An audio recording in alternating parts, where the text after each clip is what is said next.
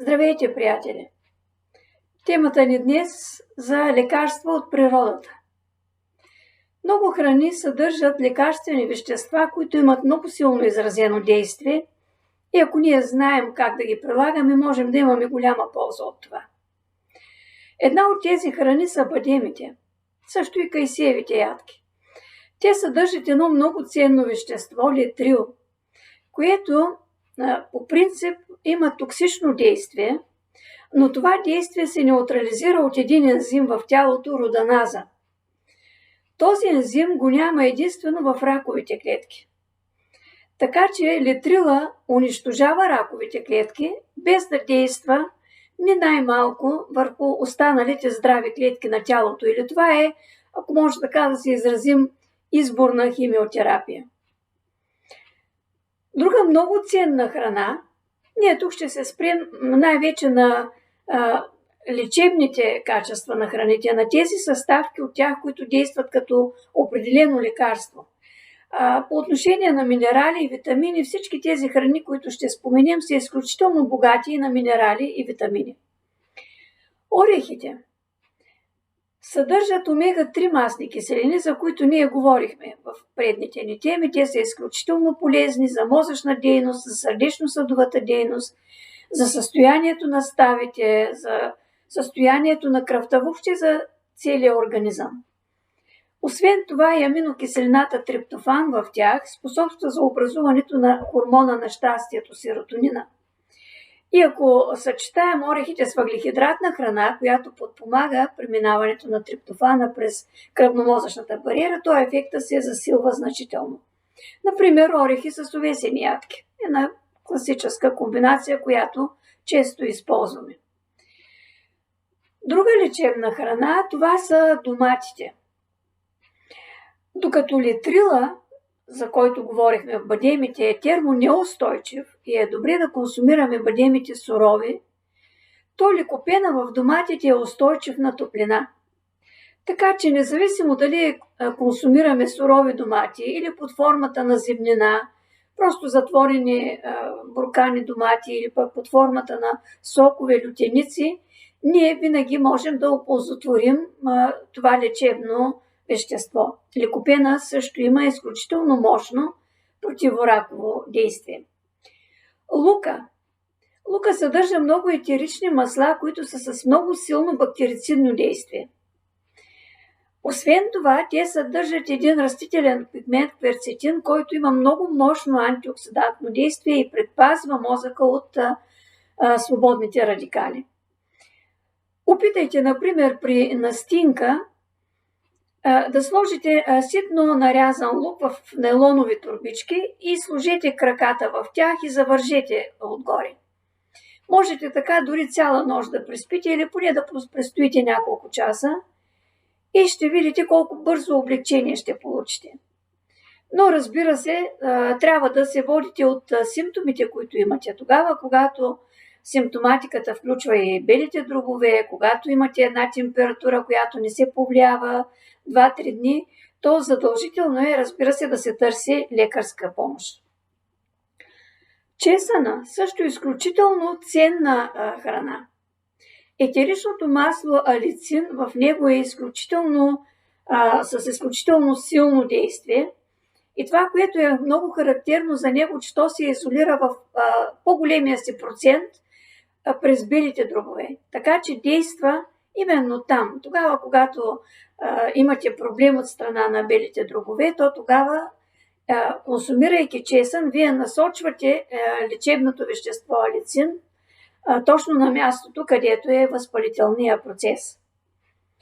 Ябълките също богати на кверцетин. Освен това, те съдържат много пектини, които поемат токсичните вещества, евентуални инфекциозни агенти и спомагат за тяхното изхвърляне от тялото. Японски учени са установили, че консумацията на 3 ябълки на ден, например, ако си въведете практика по една ябълка половин час преди ядене, 3 ябълки на ден намаляват с цели 20% мазнините в кръвта при употреба в продължение на 1 месец.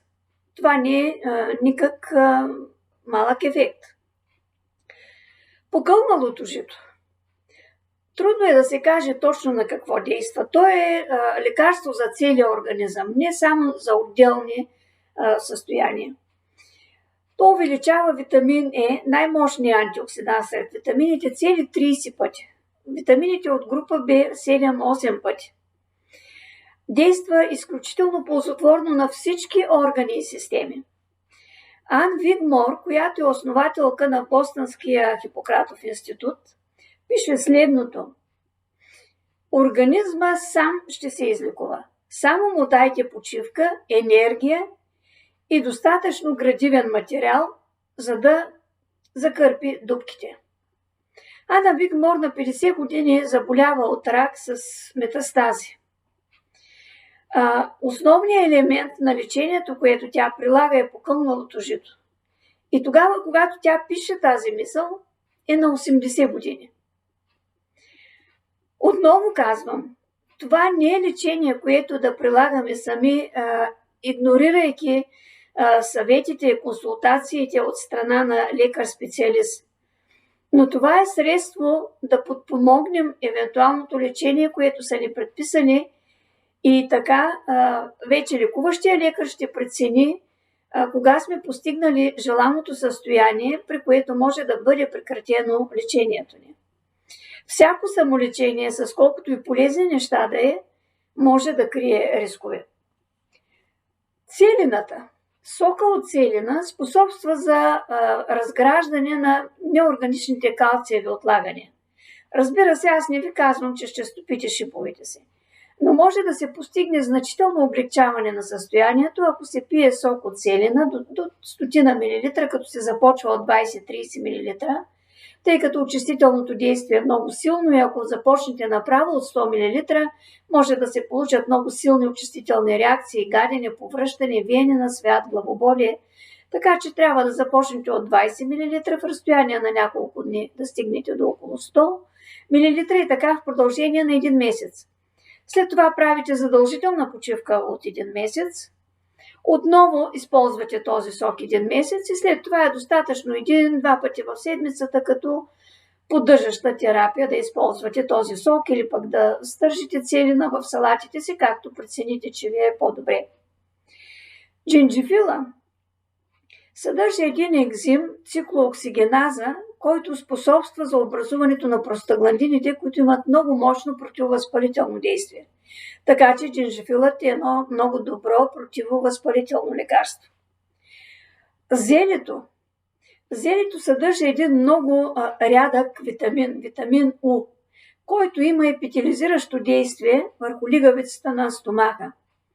Така че употребата на сок от зеле може да помогне при остри гастритни състояния и при микроерозии, които са постъпили, които са се образували в стомаха.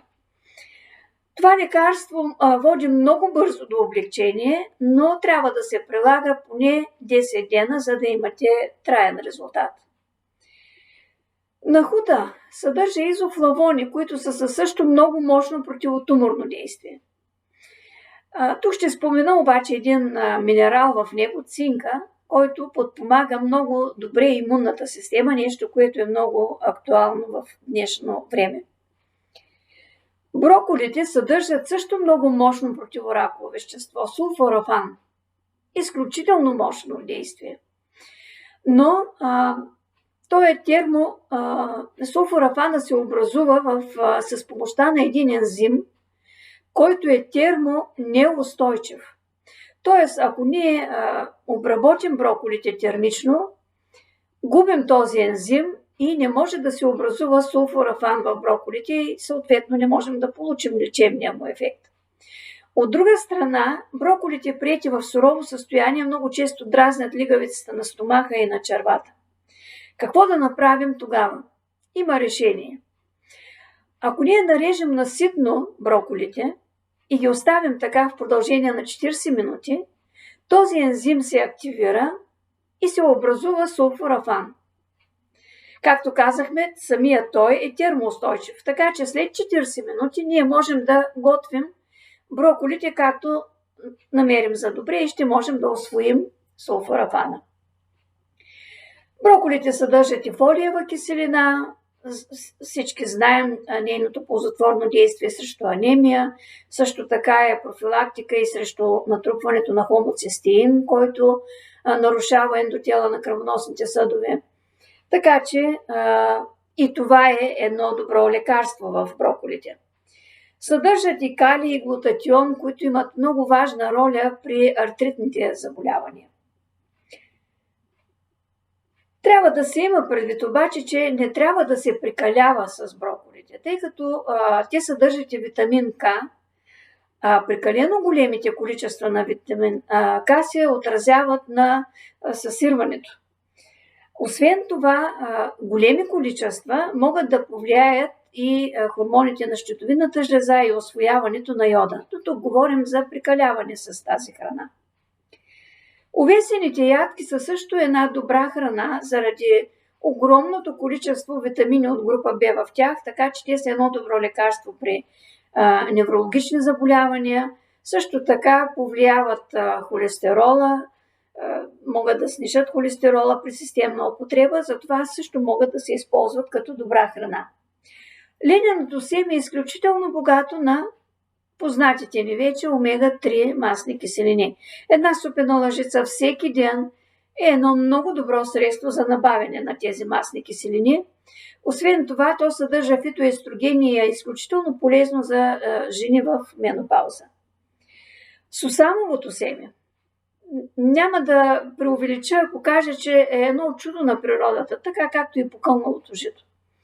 То е на първо място сред храните по отношение на много минерали, калций, магнезий, желязо, цинк.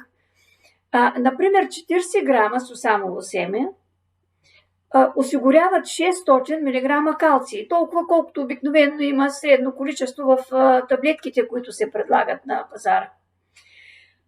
Аз, например, консумирам 2 супени лъжици, добре напълнени сусамово семе, накиснати предварително 7-8 часа във вода, които заедно с ледено семе и малко вода блендирам, плюс още 2 добре напълнени лъжици сусамов тахан с мед. Така приблизително аз осигурявам това количество калций. При това е един доста вкусен начин за набавянето на този минерал, който е изключително ценен, особено при профилактика на остеопорозата. Има, разбира се, много лечебни храни. Всички плодове и зеленчуци с фитохимикалите, които съдържат в тях, с минералите и витамините осигуряват нормално pH в организма, в резултат на което се създава една среда, която не е благоприятна за развитието и на ракови клетки, и на микроорганизми, така че се подпомага цялостното състояние на организма посредством тях. Колкото по-цветни са плодовете и зеленчуците, толкова повече такива подсветители съдържат. Особено тъмносините, червените, дребните безкостилкови плодове са много ценно лекарство. Могат зимата да се използват и в замразен вид за смутита. Зелените, тъмнозелените зеленчуци с хлорофила, който съдържат в тях, също са много ценно лекарство. Ние сме говорили в едно от предните си теми. Ако имате села и дворови, в които расте тученица, не я изхвърляйте. Това е нещо изключително ценно. Тя е изключително богата на омега-3 масни киселини и антиракови вещества в нея. Не губи нито вкусовите си качества, нито лечебните си качества при престой при съхраняване в фризер, така че можете да си я съхраните и през зимата и да я влагате в смутита. Много са лечебните свойства на храните, също и на ядките, на семената, особено в суров вид, така че нека да ги включваме в нашето дневно меню. Но за съжаление има и отрови, които ние доста масово, много хора масово употребяват. Затова следващата ни тема съм отделила време за тях. По какъв начин те рушат нашето здраве и дали това, че се успокояваме, че ги прилагаме в малки количества, може да ни спаси от някои последици. Така че следващата ни тема ще бъде за отровите в природата.